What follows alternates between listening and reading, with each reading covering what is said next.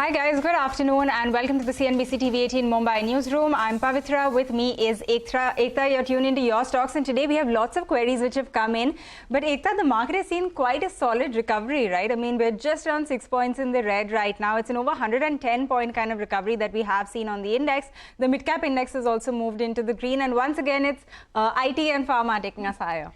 Hi Pavitra, yes absolutely, there's definitely been a recovery which has come through. I think maybe the European markets opening has probably aided our markets to a certain extent. For the bank nifty as well, there has been a significant recovery from the bottom, and as you can see the nifty is just about 8 points away from breaking into the green. We have the mid cap index which is already in the green, up around 48 odd points. So a lot of queries to address in what seems to be a market which has seen some amount of recovery. We have Rajat Bose joining in on the technicals, Parthiv Shah who's joining in on the fundamentals this afternoon. Rajat as well as Parthiv, welcome to the show. Before we get to the questions, Rajat, just wanted your quick take in terms of how one should probably approach the last hour and a half of trade. See, last hour and a half trade I think would be dominated by the fact that whether the indices continue to hold these gains that they have made. By now the bank nifty is still showing weakness, but it is much better compared to what it was a little earlier. So it should not fall below the day's low. I was actually expecting that there should be a minor bounce back, and by that bounce back after a considerable period, at least 3 weeks of downtrend, at say 44,000 to about 44,500 kind of level could be scaled up by the bank nifty. Similarly, for the nifty, I was expecting that it would move up to something like 19,530 to about 19,650. Not beyond that, because to put it very briefly, there had been a bearish crossover between the 20-day and 50-day exponential moving averages in the bank nifty, and also the similar kind of thing is happening in the nifty. So this will be only a minor pullback rally unless the nifty stays above 19,650 decisively and the bank nifty stays above 44,500 decisively. This rally would be ephemeral.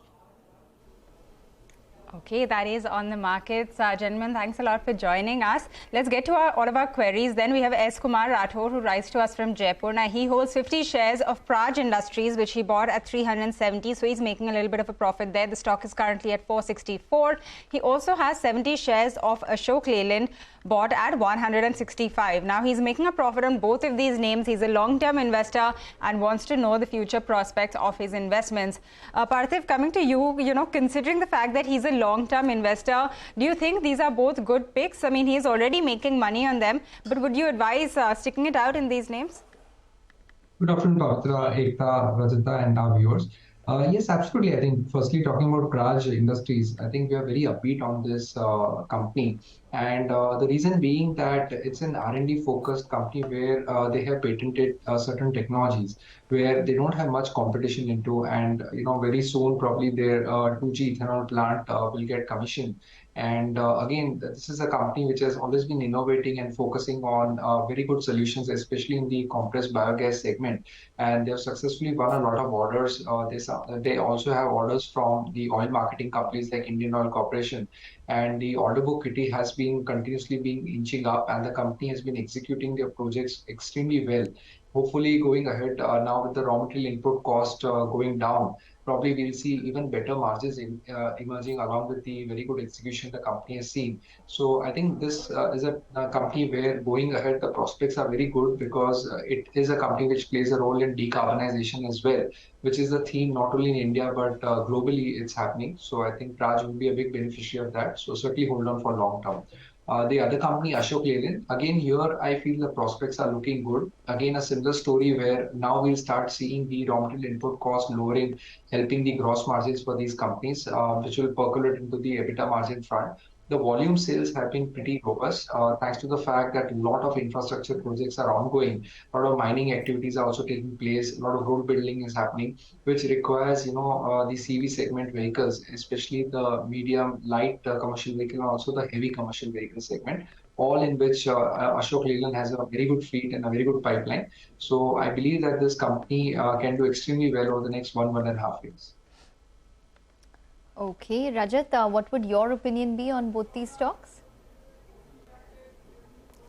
Yeah, I also continue to be bullish on Ashok Leyland, having recommended these stocks on both to my clients as well as YouTube channel.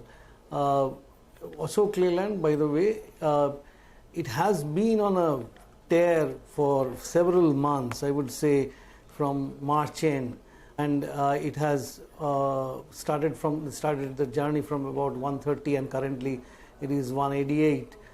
So 193 to 199 would be an initial resistance, and after that there would be a resistance around say 204.5. This is a very strong resistance. It would actually bring in a lot of supplies, and chances are that there would be a lot of supplies. So some profit booking is in order, but Ashok Leyland is not showing any major negative formation as such. In fact, it is one of the few stocks that is still maintaining above the 9-day exponential moving average very comfortably, so long as that 9-day exponential moving average, which is currently at 185.52 at the moment. Unless this 9-day exponential moving average is taken out on the downside, Ashok Leyland will be very good, and one need not come out of it immediately.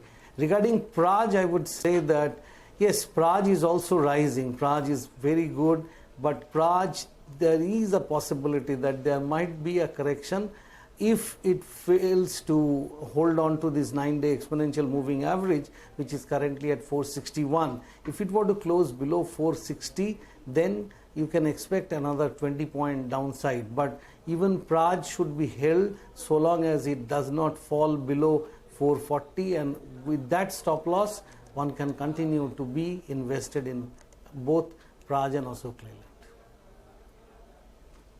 Okay, all right. So that's the view on Praj as well as Ashok Leyland. Let's get in another query now. Ghena Agarwal writes to us from Delhi. She holds 500 shares of South Indian Bank, which she's bought at 18 rupees, and 15 shares of Tata Elxsi, which she's bought at 5,900. She's a medium-term investor, wants to know what to do, whether to book her profits or remain invested. Sitting on a profit on both these counters. Rajat, technically, what is your call? Ekta, I would like to say that at the outset, I am not going to comment on Tata Elxsi. I am on a ban period because I have done a transaction on Tata Elxsi as per SEBI rules for registered intermediaries, especially the research analysts, that you cannot speak about that stock until 1 month is over. Anyway, the South India Bank stock, I can comment on that. Here it was rising comfortably, and it faced some resistance, some supply pressure around 24. After that, there has been a fall and it has started rising again. Very good development is that the 50-day moving average was being tested earlier part of August and late July, but the bulls have successfully taken care of the supplies that were coming in South India Bank. So one can continue to hold it with a stop below 18. Okay, got that. That's on South Indian Bank. Parthiv, what do you think of both of these? South Indian Bank is one, and the other one is Tata Elxsi, bought at 5,900. So, making a good amount of money on this one. But do you think it makes sense to remain invested here? In case of Tata Elxsi, no doubt, I think the valuation multiples are a little on the expensive side, especially knowing that since the last 4 quarters, we are seeing some sort of slowdown in terms of the constant currency growth. No doubt, I think the project pipeline and the customer mining that Tata Elxsi does is fantastic. Long-term outlook is extremely good. The investor will need to have a longer horizon, something to the tune of 3 to 5 years, to be able to generate decent returns from Tata Elxsi, because the current valuations are factoring a lot of goodness. And again, looking at the slowdown in the overall in the IT sector, especially the macro headwinds, probably which might take a few quarters to settle. I think that's been the consensus commentary. I believe that this stock, if not further price correction, but it could time correct. So probably the investment horizon has to be long term, but overall it's a quality name, and certainly we are upbeat on it for the longer horizon. South Indian Bank, I think the investors were spooked post the results because I think there was some blemishes in the asset quality and the slippages. But overall, I think the turnaround story is playing out well. It's extremely cheap in terms of valuations, quoting at around zero point 0.8 price to book multiple. And the good thing is that they've done a lot of retailization of their loan portfolio.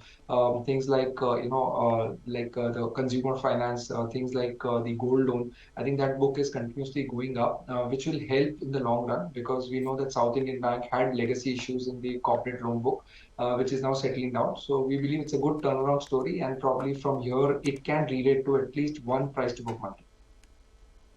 Okay, got that on South Indian Bank. But the next query comes in from Nikhil, who writes in from Delhi. Now, he holds 100 shares of IOC. He's bought these at 83. IOC is currently close to around 93. He says he's a medium-term investor and wants to know whether he should stay invested in this one or book his profits and sell at current levels. Parthiv, thoughts on IOC? He is sitting on a profit here as well. Do you think from a medium-term kind of perspective, this is a good one to keep in your portfolio? Yeah, I do believe the OMCs and especially IOC can do well even from a medium-term horizon. The reason being that despite the fact that of late the crude oil prices have been volatile, when the prices had fallen a lot, I think the retail outlets did not kind of lower the prices. That's where we feel that the marketing margins were intact. And also in terms of the refining margins, the companies have been performing reasonably well. IOC has one of the largest refineries in the country of almost 80 MMTPA, which is I think huge in size, and the throughput was also pretty good. So going ahead, we are expecting quite stable refining margins, along with the fact that a lot of petrochemical related capex projects are also going on. So I think the valuations are extremely cheap, quoting at 6 price to earning multiple. And if our sense is that going ahead with better earnings, the dividend yield could also improve from here. So certainly hold on to IOC. Okay, hold on to IOC. That's the word coming in on the fundamentals. Well, for the markets, it's definitely a strong recovery that we've seen for the Nifty, which has recovered around 100 points from the day's low as we speak, just about 11 points lower and in the red. We'll take a short break, but more queries on the other side. Stay tuned.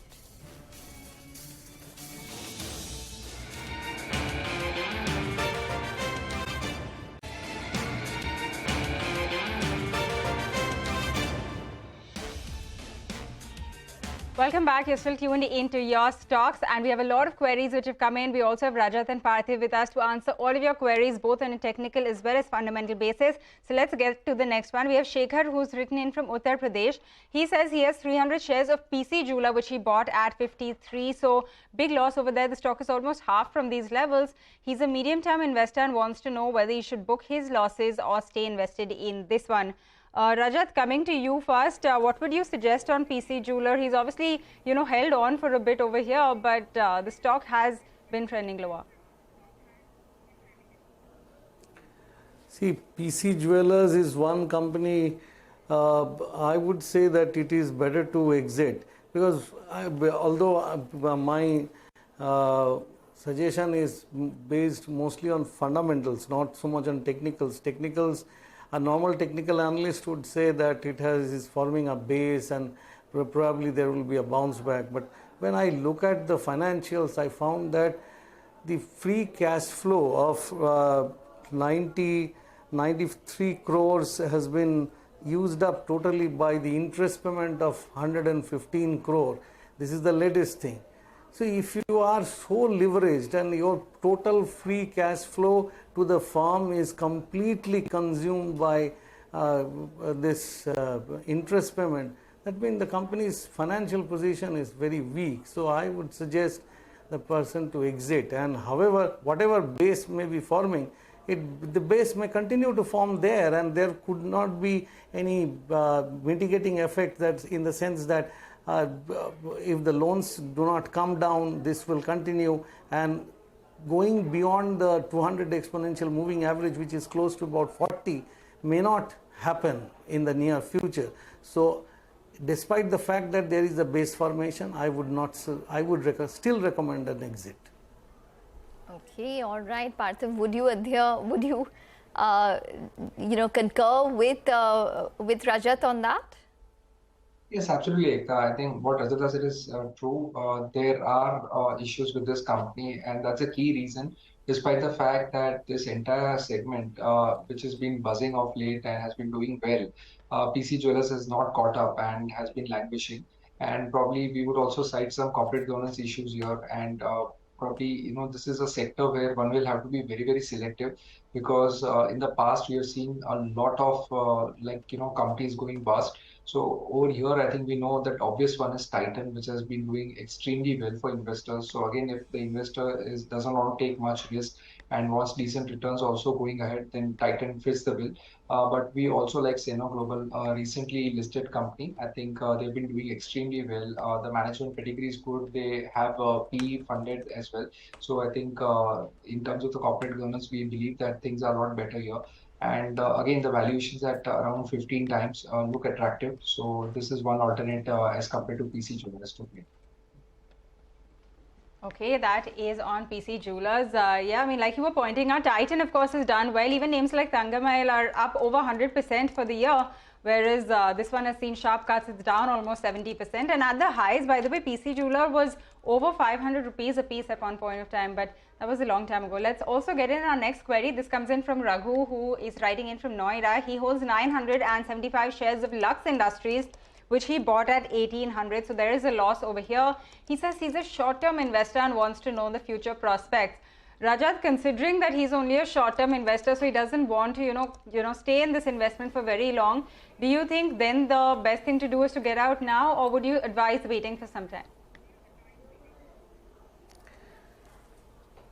See, this stock is trying to take out its 200-day exponential moving average. Yesterday, or rather day before yesterday, it fell off considerably, where not only it fell below the 200-day exponential moving average, but also the 20-day, 50-day EMAs. So this is actually weakening. And if the investor's horizon is only short term, then it would be better to exit at current levels. Okay, all right, Rajat, as well as Parthiv, that's all the time that we do have on the show for all those queries. Thank you very much for joining in and taking us through all of those questions and answers. But do remember, viewers, that you can email us all of your questions and we will be addressing them with our experts. Stay tuned. Closing bell up next.